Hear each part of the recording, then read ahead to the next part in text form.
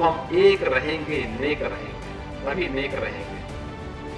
बटेंगे तो कटेंगे। मुख्यमंत्री योगी आदित्यनाथ का बयान बटोगे तो कटोगे आजकल काफी ज्यादा चर्चा में है। तमाम चर्चाओं के बीच अब सीएम योगी आदित्यनाथ के ही सहयोगी उत्तर प्रदेश के डिप्टी सीएम केशव मौर्य ने ही उनके इस बयान से पल्ला झाड़ लिया है। इधर मुख्यमंत्री योगी आदित्यनाथ ने बीते रोज कानपुर की एक जनसभा में पुरजोर तरीके से बटेंगे तो कटेंगे का नारा दोहराया था, मगर दूसरी तरफ सूबे के डिप्टी सीएम है केशव मौर्य, उन्होंने सीएम योगी के इस नारे पर अलग ही प्रतिक्रिया दी है। बीते रोज उपचुनाव प्रचार के लिए मंझवा पहुंचे थे। वहां केशव मौर्य ने कहा है कि वो मुख्यमंत्री के बटेंगे तो कटेंगे नारे पर अपनी कोई भी टिप्पणी नहीं करना चाहते। उन्होंने कहा कि वो नहीं जानते कि मुख्यमंत्री योगी आदित्यनाथ ने यह बात किस संदर्भ में कही है। अब इसे साफ तौर पर यही माना जा रहा है कि केशव मौर्य ने खुद को मुख्यमंत्री योगी आदित्यनाथ की इस लाइन से अलग करने का काम किया है। खुले तौर पर उनके इस बयान से केशव मौर्य ने पल्ला झाड़ा है। वहीं यूपी पीसीएस और एआरओ की परीक्षा को लेकर मचे बवाल को लेकर मौर्य ने कहा है कि सरकार की मंशा कभी छात्रों के नुकसान की नहीं थी। छात्रों की मांगों को मान लिया गया है, उनका समाधान कर लिया गया है और जल्द ही अब आरओ एआरओ के परीक्षार्थियों की मांगे मान ली जाएंगी। अभी जो नारा दिया था, जो अंग्रेजों से नारा इन्होंने चुराया, डिवाइड एंड रूल नारा, बांटो, और ये जो नारा दिया इन्होंने, ये नारा अंग्रेजों से सीखा है इन्होंने। जो लोग थोड़ी बहुत अंग्रेजी जानते होंगे, डिवाइड का मतलब तो जानते होंगे, डिवाइड का मतलब तो जानते होंगे, इसीलिए इन्होंने नारा दिया। ये अंग्रेजों से सीख करके दे रहे हैं। जहां अंग्रेजों ने बांट करके राज किया, उन्हीं के वचन बंसी हैं ये, उन्हीं के विचार बंसी हैं ये लोग जो बांटना चाहते हैं। लेकिन पूरे उत्तर प्रदेश की जनता सौहार्द को पसंद करती है।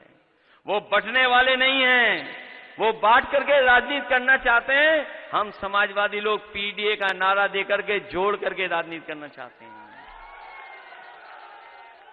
उनके नकारात्मकता है, हर नारे में नकारात्मक है।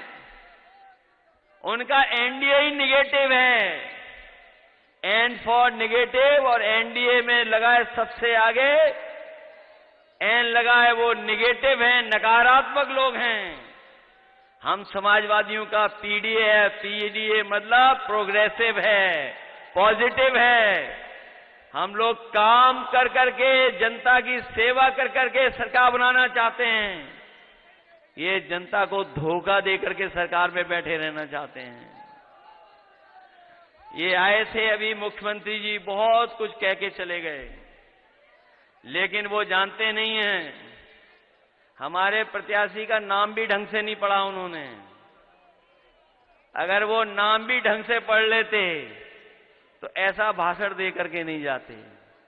उनका नाम है तेज और पीछे लगा है प्रताप। तो बताओ कौन जीतने जा रहा है यहां पर? और हो न हो, कम से कम विधानसभा में ये पहुंचेंगे, ये अपने कद की भी नपाई कर लेंगे मुख्यमंत्री जी के संग।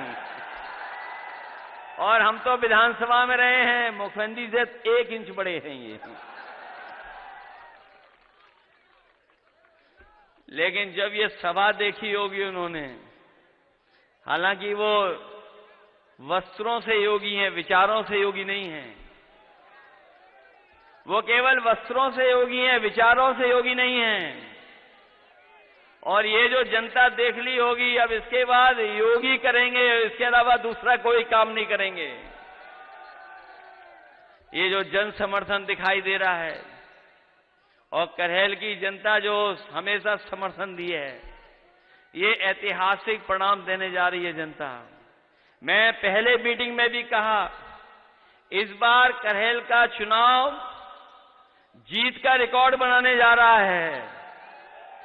ऐसा कोई वर्ग नहीं है, ऐसा कोई समाज के लोग नहीं बचे जो आज समर्थन न दे रहे हों।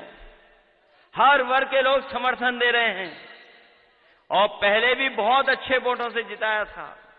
इस बार हमें पूरा भरोसा है, सबसे अच्छे वोटों से तेज प्रताप यादव को जिता करके भेजेंगे।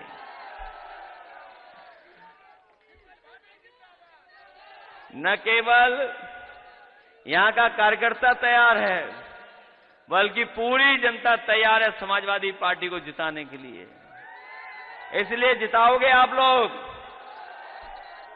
और जिताना इसलिए कि इस बार समाजवादियों ने बीजेपी का मुकाबला किया है। ये जो आज बहुमत की सरकार दिल्ली में नहीं है, ये समाजवादियों की देन है। अगर सबसे ज्यादा मुकाबला किसी ने किया है और सबसे ज्यादा सीटें कोई अगर जीता है तो उत्तर प्रदेश में समाजवादी पार्टी और कांग्रेस ने मिलकर के इंडिया गठबंधन ने रिकॉर्ड बनाने का काम किया है। न केवल सबसे ज्यादा सीटें जीती हैं, बल्कि ऐसी भी सीटें जीती हैं जिनकी वजह से भारतीय जनता पार्टी को नींद नहीं आ रही है। ये चुनाव टालने वाले लोग हैं। ये चुनाव पहले 13 तारीख को हो रहा था और अब चुनाव 20 तारीख को हो रहा है। ये जानते थे कि 13 तारीख को अगर चुनाव हो गया तो जो लोग दूर दूर से छुट्टी लेकर के आए हैं, त्योहार के समय पर जो दूर काम कर रहे थे, जिन्हें उत्तर प्रदेश में रोजगार नहीं मिला, नौकरी के लिए चले गए थे, किसी काम के लिए चले गए थे, वो त्योहार में सब लौट आए थे और उन्होंने अपनी छुट्टी बढ़ा ली थी। उन्होंने मन बना लिया था कि बीजेपी को हरा देंगे और ये भनक बीजेपी को पड़ गई, इसीलिए उन्होंने चुनाव टाल दिया। ये टालने वाले इस बार हारने जा रहे हैं। टालेंगे तो हारेंगे भी चुनाव। इसलिए इस चुनाव में मदद करना आप लोग। जहां 9 चुनाव हो रहे हैं, सबसे महत्वपूर्ण चुनाव करहल का हो रहा है।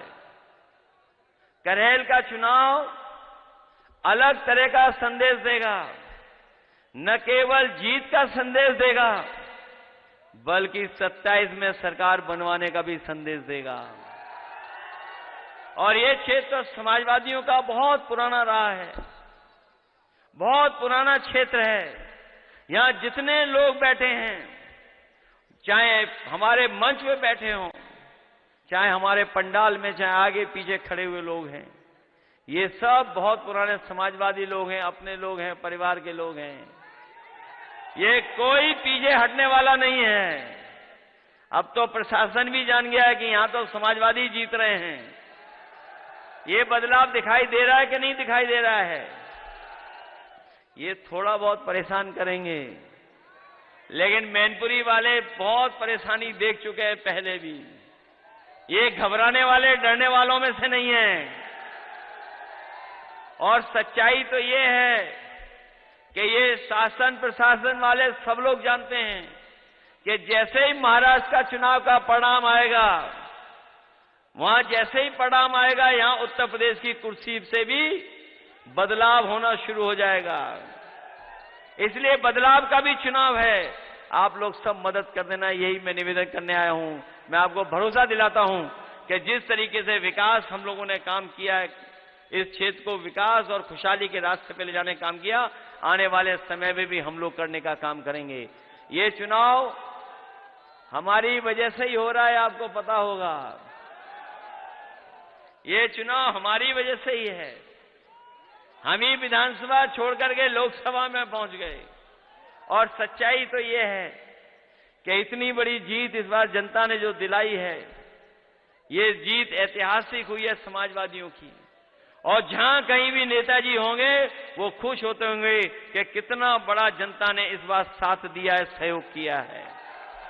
ये बहुत बड़ी जीत हुई है समाजवादियों की। अपने आप में सबसे बड़ी जीत है।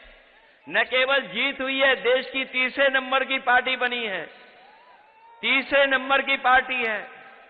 और हम आपको भरोसा दिलाते हैं कि जो नेताजी ने सपना देखा था कि समाजवादी पार्टी राष्ट्रीय पार्टी बने, जो झंडा हम लोगों को हाथ में थमाया है, हम आपको भरोसा दिलाते हैं। अभी तो उत्तर प्रदेश में हम लोग सबसे ज्यादा सीटें जीते हैं। आने वाले समय में आप देखोगे समाजवादी पार्टी राष्ट्रीय पार्टी बनकर के देश में दिखाई देगी। वीके न्यूज उत्तर प्रदेश उत्तराखंड, सच का सारथी।